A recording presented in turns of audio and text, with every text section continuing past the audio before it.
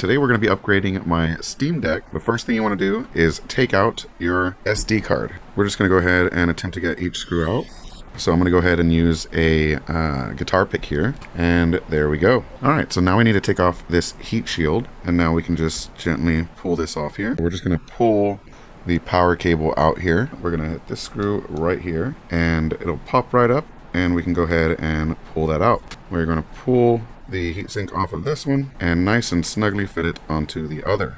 We're going to be using the ULNA drive here, the drive cloner. We're going to hold the clone button for 5 seconds, and the drives are cloning. So the process has completed. So I'm going to go ahead and pull the new drive, just push it in, and then push it down, and we're going to just screw that right back in. Now we can go ahead and plug this back in. We can add the heat shield back on. Now let's go ahead and take the top here and snap it back on. And that's it for this one. All you have to do is put the screws back in the Steam Deck, and you're good to go.